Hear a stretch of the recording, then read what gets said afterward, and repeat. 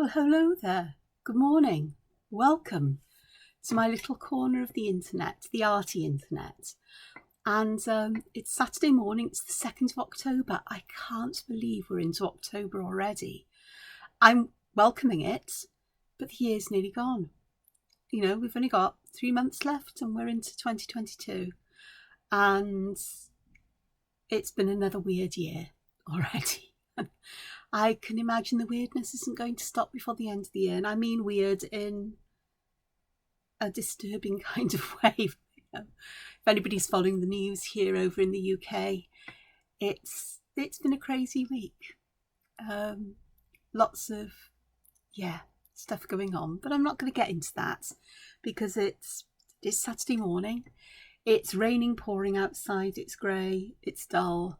And I'm going to have to dig out my daylight lamp to give me a boost of sunshine because I didn't do this a couple of days ago and I felt my mood plummeting as the day went on. So I'd rather like to perhaps get some things done today. But anyway, I witter.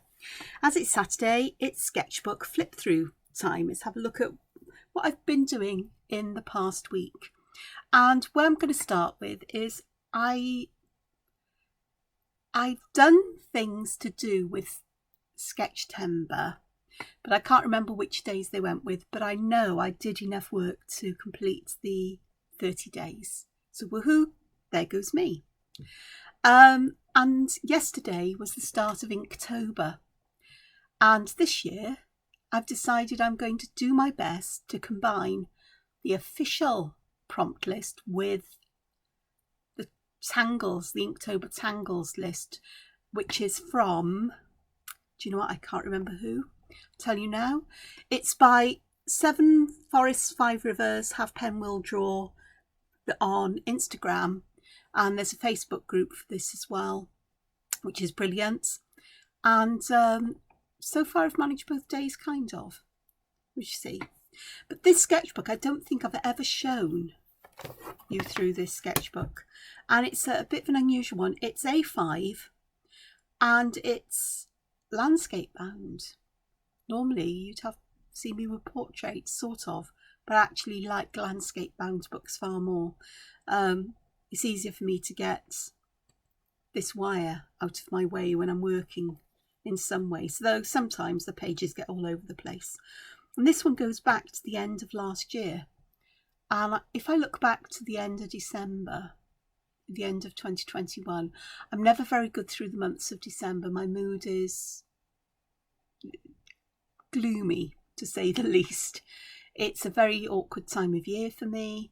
Not only is there not very much in the way of daylight and sunlight, it's a time of year that triggers lots of things in me, and I withdraw into myself a lot more than I do usually.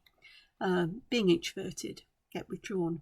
And when I'm like that, I can remember this last September, and I can recognise it in years gone by, I tend to sit in bed an awful lot drawing, because the comfort of being wrapped up in a duvet and feeling safe and warm and secure, even though the house is warm, is still that extra warmth.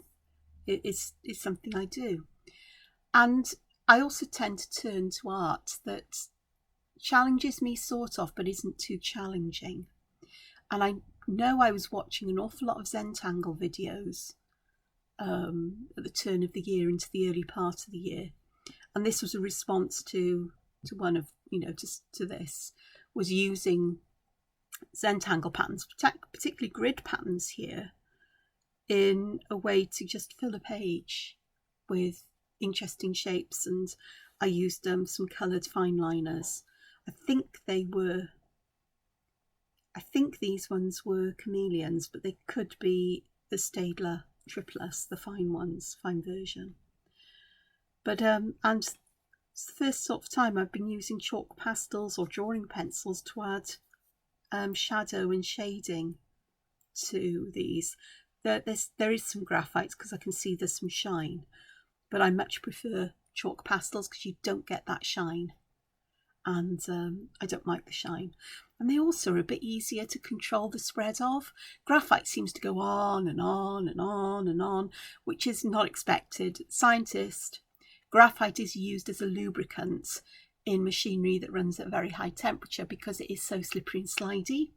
If you've ever held a piece of pure graphite, you know how slidey and slippery and it feels in your hand, and it just leaves muck everywhere. So that doesn't surprise me that it will continue to slip and slide all over paper. You know, sort of like in pencils, you have hardeners added to the graphite, which either, you know, the more hardener you add, the less graphite you have. So the paler the line and the harder it is to smudge that line. The lower the amount of hardener or binder in it, then the softer the pencil is, the more graphite there is, and it's so easy to smudge, and it just spreads everywhere. So, you know, so it doesn't surprise me one little bit. But chalk pastels, because they're rougher, they tend to, as you blend them with a tortillon or paper stump or whatever, they tend to wear themselves into the paper a lot quicker. They're more abrasive, and that means they tend, where you put them, they tend to stick, kind of. But I'm always cautious. I put paper underneath my hands. There's another one. This was a typically me entangled bit, but incorporated with Zentangly designs. This one, when I've looked back at this was New Year's Eve. I like the combination of these. I like the thickness of the line. And this is something I need to bear in mind going forward, because that boldness of line is what gives structure and form to the drawings, so that when colour's used, things don't get lost. And I tend to draw on a much bigger scale than Zentangle tiles generally. This one was a lovely one. As I look back, at the time I did this, I didn't know whether I liked it or not. But now I really realise I do. I like the colours. These are coloured pencils. That's some chalk pastels. So I think I used chalk pastels and coloured pencils. These areas are. And I used fine liner pens to add more pattern in there. So these are Zentangle patterns. I know that's print on. Oh, I don't know what that one is. And this one, I should know because I drew it the other day, but I can't remember the name. And others up here and round. And using lines, coloured lines to add shadow or texture to things was really interesting. And I need to bear this in mind, I feel, going forward, because it is a lot of fun to do. Something I'd like to explore digitally, I think. I think so. And look here, I've just kept to a really basic colour palette. I've just used so like red, reddy brown, blue and green. RGB. You know, the colours that create the light on monitors, red, green and blue. So, but not everything's been coloured. I've left things monochrome. And again, I quite like that. This was another one I did. And, you know, there's bits here which are typically me, and the arches and things which are typically me. But these are Zentangly patterns or doodly flowers. I don't know if there's Zentangle ones, but there's Mooka here and Hollybore. And there's other ones in here, and that combination is quite nice. And looking back at that, I've forgotten how much I like that. Chalk pastels, it's like soft and vintagey colours, and that works nicely. But again, I haven't coloured everything in. I've added colour to the more organic parts, so shells and flowers and foliage and so on. And then the brown here I've kept for the more architectural parts. I was going to say mechanical, but they're not mechanical, they're architectural, which I quite like. This one, which I'll move here, I haven't finished this one. Don't know if I will, but I perhaps will. It's meant to be down here, the column here. And I remember now looking at this, I spent quite a lot of time looking at Hundertwasser's work and was inspired by his columns. This one, move it that way. I kind of like, it was sort of like exploring with, again, I've returned to Zentangles. Whenever I return to Zentangling, or using Zentangles a lot, in a more formal Zentangle inspired kind of way, rather than my, yeah, I'll make use of these, but it's going into my style of art. It's always a sign that something's not right with me emotionally, and no, it's fine. Sometimes I need comfort art, sometimes I need a break from pressures of other things. to do this. This was interesting. Not sure about the colours I chose. And here, sort of like an ochre yellow and a grey, I've made this really bizarre colour. It's a very strange mucky green. Note to self, one or the other, don't use both. I'll forget, I'll do the same thing again. But, you know, some of these patterns I really like. I love these ones here. I'm not sure whether this is a Zentangle pattern. Either way, you know, I make use of things as they come to my head. This one, I will turn it round. I know I'm going to make you dizzy, is one I showed in a video earlier this week. And I haven't done anything to it. I am so not angry, but frustrated with myself that I decided to use colour badly. You stick to monochrome, Angela. You know, it works. But this one I decided, thought, oh, I'll try that. And whatever possessed me to colour these aura areas, these areas of aura in with a gel pen, is beyond me. So, not a happy bunny. And then this was one I haven't done anything with. I just drew it, left it. Still all the pencil lines and everything are in. You know, this is. Before I get to this other page, these are some of the drawings I did for Sketchtember. This was an unexpected kind of thing, completely different to how I'd work. I thought I'd try doing the Zentangle string thing and just drew some wibbly wobbly lines in, and I've got a wibbly wobbly square behind it. But then wibbly wobbly tends to be my kind of work, you know, precise lines, but what I draw tends to look on the wonk or a bit wobbly. But I quite enjoyed doing that. I used marker pens to add shadow. I think the shadows could be intensified a little bit, but I'm not going to try. And then on the back of that, I did this one. No, I didn't. I lied, the order of them, because I really need to learn to date my work. I did this one, which has got some gold highlights and a smudged one, I've just noticed. Nothing new there. And I was using brown and black and grey marker and brown marker here. This one I feel I messed up. It feels, it's an uneasy kind of pattern because the shading isn't repeating itself easily with this. But you know, it is what it is. I do love Diva Dance. Is it Diva Dance or Diva Rock and Roll? It's one of the Diva patterns. I really like using that. This is one here I haven't used before, and I really don't know what it's called because I've forgotten. And this one, I think it's Bales with a variation. And that one I particularly like. This one is one of my favourites. I do have to say that, even though I don't know its name. But I like having that pod in the middle and sort of like this almost cushiony or pillowy feel, enclosing it, holding it. But that was interesting to do. I'm not too sure about whether I like it or not. More now I've had a few days or a couple of days away from it. And this was another one that I did the same day. And I totally messed up this crazy Huggins under here. So I remember, oh gosh, I didn't want to get rid of this because I'd done a lot of work on it. And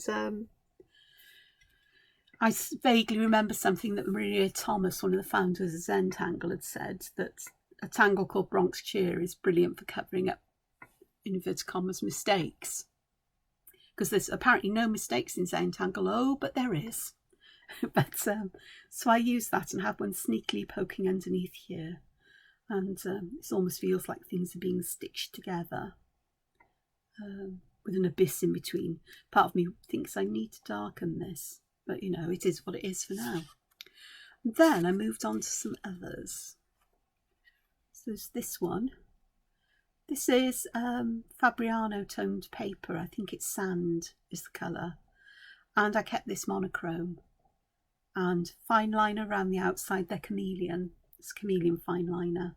And I used white souffle pen, chalk pastels, and my black, I think it was Unipin pens I've been using, and wrecked the nibs off before they've run out of ink again. I really do need to find some pens I really like.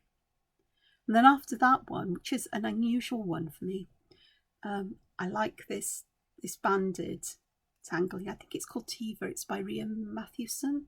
It's a lovely pattern. And so I thought, right, let's do some more. So I'm covering bits up. I thought I'd use that as a border around a geometric pattern, and I like that. I really like this one. I like the blues with the browns, blue and brown. It's one of those colour combinations I really do like. And the white dots of souffle pen really help to lift the colours and bring highlight in. Souffle pens are my favourite for adding dots and things. So from there, the next day, I went on to this one. Which one did I do first? Doesn't matter. But this one was a bit of a disaster. Lots of sparkle and shine on there, but everything's very much samey. I haven't put much in the way of highlight on them. Perhaps that would help. I have used white chalk to add highlight to these, which are the Senna bits here. But I haven't really round here. I used coloured pencils for this. Actually, it wasn't chalk, it was coloured pencil. And I think I found it quite difficult. I was using blending pencils, but it's grey background, darkish colours, but the sparkle's quite nice. Yeah, I got my love of sparkle out of it, which is fine. And this tile was also done on grey, but a completely different feel. This middle bit, is it Nayu by Emiko Kaneko, I think it is. It's a lovely, lovely pattern, and it's my version or my variation, because I could not work out, I had a migraine that day, and I could not work out how to turn these into like overlapping, like Celtic knotwork. I just couldn't get my head around it. So I thought, right, I'm just going to overlap them, and I'm going to make a feature of where they overlap. So where they overlap, you might be able to see if I pick it up. I've put gold in there, and like there's little beads or little buttons or little stitches or nails or something holding them together. But again, I really do love how I've used the white souffle pen to bring out highlights on the petals and to really lift the colours here. There's the shading underneath, and I did use chalk pastels, chalk pencils, pastel pencils for all of this. And in the middle of these little flowers around the outside, I think this is Karu, something like that. But I put little dots of purple stardust, Sakura stardust pens, and so I've got purple and gold sparkle, just little tiny hints of, because on that one I really did go over the top with it. And then we get to Inktober this year, and I started this on Thursday night and completed it yesterday morning. It's a sketchbook page, and each day through October, as I've already said, I'm going to be doing a drawing drawing from two prompt lists. One is the Inktober Tangles 2021, the other one is the official Inktober list. I will tangle every day because that's no problem. Sometimes I find it difficult to be inspired by the prompts on the Inktober list, and I just don't know what to do. Part of me thinks perhaps I need to hand letter them in some way. And the last sort of project pack of Zentangle, I have watched them, haven't done anything with it though, was about using letters to create patterns, and you've got entangled words, entangled letters and words. So that could be an interesting thing to make use of that tangle a day. So I'll see how I go. But hand lettering isn't necessarily my best skill, but I try, and you know, practice more would make me better at it, but I don't practice enough. This one is, yesterday's tangle was Lunar Flux, and that is by, who created that one? I'm just pulling up my list. That's Debbie New, who's a CZT. And this is a page full of variations on the theme. Which one is closest to her version? Most probably this one. Oh, or this one over here, actually. Kind of. Her original version had like 3 lobes and then perhaps another little blob and so on the top. This one's more of a branching version. And I just went to town with it. I just sort of like started working with it. I decided to create something here to anchor some on. Very typically, strangely, weirdly me. And I say it's entangled because it is. There's some shells there and goodness knows what. And I just saw what would happen. A lot of these are in pencil. I started inking some in, but the pencil drawings I really enjoy doing. I don't do enough pencil drawing. I go straight to pen. Might use pencil just to give me a guide here and there. But the ability to add that shadow and shading was absolutely lovely. And to draw, I used a 0.3 mechanical pencil. I think it's got, I'm not sure if I've got B lead in there or 2H.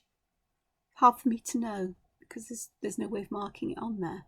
But it was nice to use either way, and looks more like a 2H in some ways. Though it's easy to get I'm wittering, because I don't know is the honest answer. I've got both grades of lead plus HB, so whatever I find first goes in it. It all works for what I use it for. My favourites here. These. I love that one. I like this one as well, one on its own. That's an interesting one with almost like a cover that's been slid back a bit. So it could be treasures under there, could put seeds or other things under there. These are really fun here. There's 3 different styles, but I like the stems. It's more mechanical in feeling. It's almost like they've been jointed together, so there's a bit of biomechanical stuff going on perhaps in my own kind of way. And the prompt yesterday for the official prompt list, the Inktober one, was crystals. So I did some time sketching, drawing some crystal shapes. I'm particularly fond of the 6-pointed crystals like quartz and amethyst and so on. But I did have a look at some others, and there's so many of them. But I just wanted to get an idea of how I can get them to slot together. That was my plan. And after that, I went on to create a Zentangle tile. And to do that, I picked out a piece of paper that I'd already coloured with distress inks in my stash. It's a piece of craft coloured Clairefontaine paint on mixed media paper. And this is how my pen started to get mucked up completely, because it's quite a rough surface. But I obviously have put, what colour have I put on there? I've put peeled paint on here, distress ink. And peeled paint is actually quite light, but on this one it's really gone, it's mixed with the brown. You've got this darker, grungier look. And this paper's lovely to use with distress inks because the inks blend, but don't blend too wonderfully on it. So you get this grungy kind of feel, and it really was grungy. So I started because I needed a base, because I knew I was going to get the Lunar Flux to grow from the bottom. And I wanted crystals at the bottom, but I wanted something for the crystals to sit on. And I thought, oh, well, I could have lots of foliage, but I thought, let me see, I drew some art shapes, and I thought, oh, why don't I shove some perk in there? This is a Zentangle pattern. And perk has never been one that I've been very keen on. There's a fair number of patterns I'm not keen on, but perk has been one. But here it actually works nicely. It almost looks like hills underneath there, or some weird shells, tops of shells of strange creatures burrowing into the earth. I don't know. Then some spiral shells because I love spiral shells, and you can never have enough of them in a drawing. Oddly, no skulls, because I also love drawing cute skulls, but hey ho. And then the crystals, then the lunar flux, and I did 2 designs. This one has almost got hearts in there, and it looks like it's cut through, and you can see that seed in the middle of it. And this one I did layers almost here, different layers, and I was determined to play with shadow and light and give a quite dimensional feel to it. But I really had trouble drawing this in terms of, I got so far and I thought, oh, what am I doing here? This is awful. And I finished it and I thought, that's okay. Lines are a bit thin, even when I'd added thicker lines where I wanted shadow, because that's what I do. And I just thought, I don't know, I don't like the colour of the background, and I'd really got quite disheartened. And then I started to add colour, and I was thinking, well, perhaps this may work. And I kept adding colour. And I got to the crystals and I changed the green tones I wanted to use at the bottom. I wanted to keep these kind of that more yellowy, mossy green. And down here I went for more tealy and minty colours. And I didn't think I was doing a good job, and I was getting really frustrated with myself because me in colour. But at the end of it, it just came together. And the highlights picked out with a souffle pen have worked really nicely. They've really lifted the colours in places, brought out detail and highlight over here. I used black chalk, black pastel around everything really to give shadow, carefully, not a huge amount, but enough to give an intent, quite an intense shadow, and especially with the perks. And that really brought that to life. And around the crystals to give some shadow to lift the, to separate the individual crystals. And around the edge, I used a darker, mossier green just to give that feeling that this is a tile that's lifted up. And then everything's on top of that as well. And at the end of it, I'm really quite happy with it. In fact, the photos I've taken, it looks almost really grungy and almost greasy and really aged and, weathered almost. And of course, I did have to add some sparkle. So this is a gold Stardust pen, and I used a clear glaze pen to fix the sparkle in place, and I put some glaze on the top of my initials there. So I was quite pleased with that one.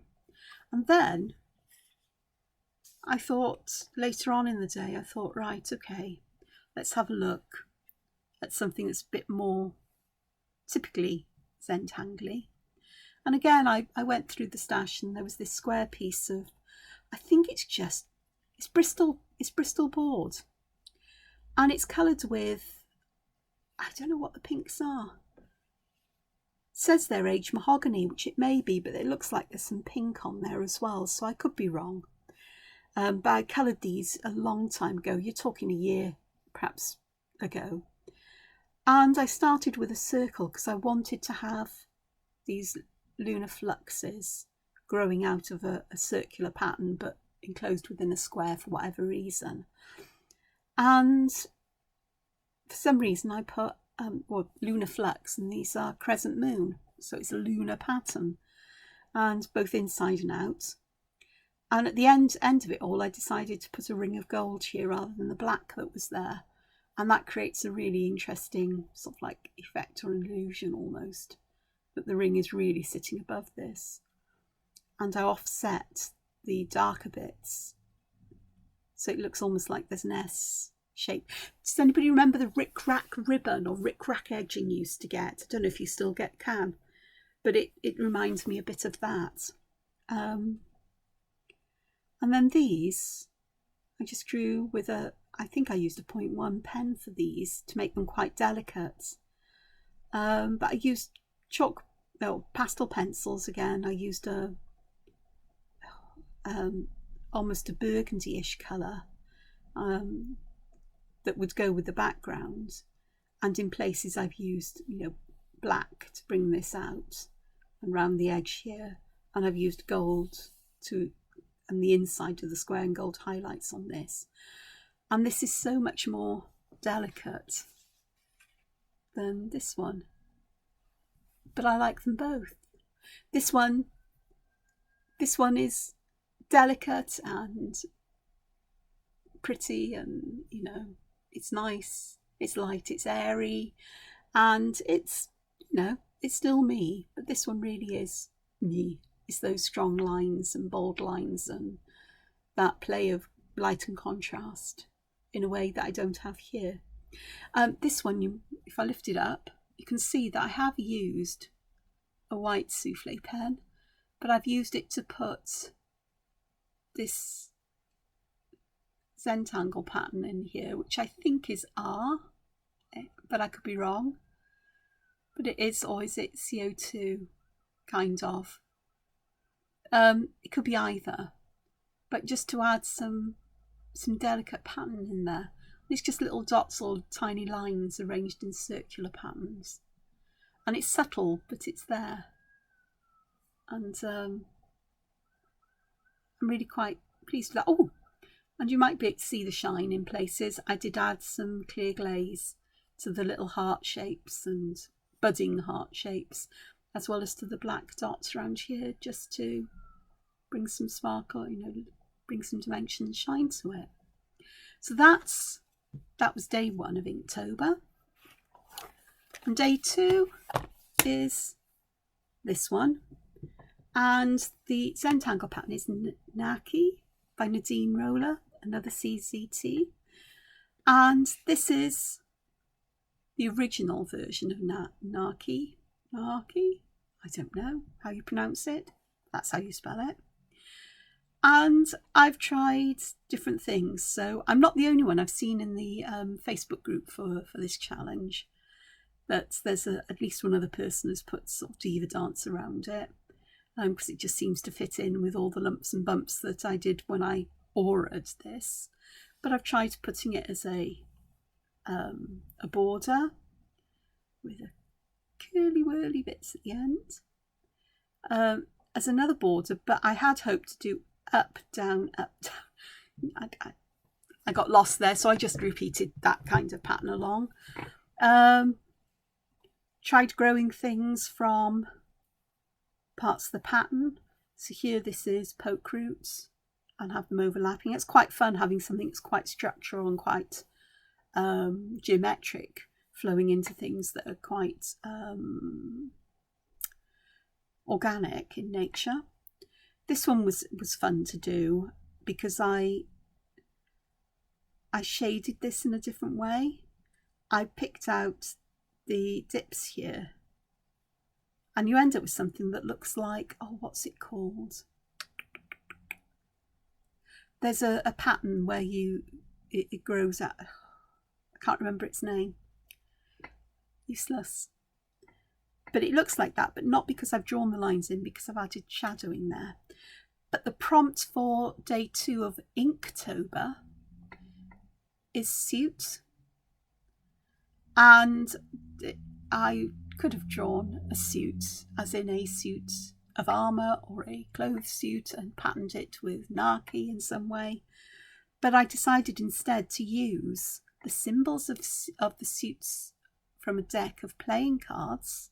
I was tempted to do tarot cards, because that could be fun as well. Perhaps I'll do that on the other side and show that another time. It could be fun, you know, cups, discs, swords and wands. So that could be fun. But anyway, but I've used those instead of, like I used poke root for the ending of these organic lines. Here I've used the symbols of the suits, and in other places I've put symbols in. Haven't done one for each of them. Here I've used all 4 in that. Here I've used these in the centre. And as I was drawing this one, I was thinking, oh, that would make rather a funky back for a card set, you know, or for a set of cards in some way. Except that would give you a clue as to what the card on the other side was. But And it was fun to have these bits just growing out as well.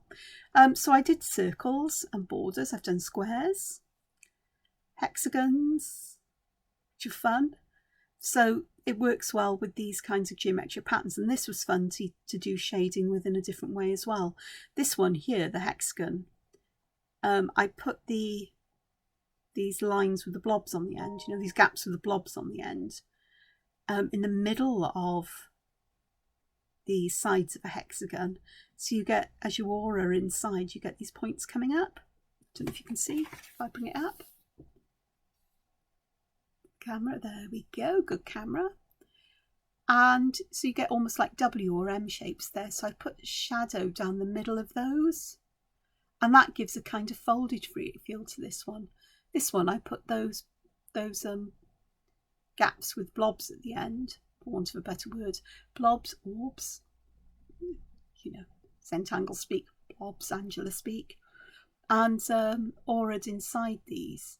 But I did the shadow like the original one, so you get a different kind of feeling there. This one, again, where I'd put these spokes with, that's a good way of saying it, spoke round. As I aura'd, I got these pointed areas in the middle. So if I put the shadow on either side, I get that illusion of raisedness. This last one here was turning this, it's taking those spoke shapes that actually look almost like matches, but putting them the other way round, and instead of auraing in between them, auraing around them. So that was doing it in the opposite way, and you end up with flower shapes. And here I could have done more of these spokes around there, but I realised I'd run out of room more or less on this page, and I'm just giving a hint that you could actually carry on with layers by putting circles there, and you know, whatever. So I've had a lot of fun doing this, and I think I said in the comment to the group that it's not something I've spent a lot of time with, playing around with Zentangle patterns and playing around with variations and trying things out. And it's quite nice as well to do a page of things, ideas, sort of like seeing where things go and seeing what will happen with them, rather than aiming for a finished tile or whatever. I may later on today do something with that, create a tile, more than likely will, because, you know, but then I did say there were some other things I'd like to do, so you know, I may think of suits of other things as well. But I hope you've enjoyed a look through with me through this week's art. Thank you for joining me. If you've stuck with me this far, thank you for sticking with me. And if nothing else, I hope this inspires you to do some creative things, whether it's drawing, painting, colouring, cooking, gardening, or whatever it may be. Take time to be creative, look after yourselves. Be well. Bye-bye for now. Bye.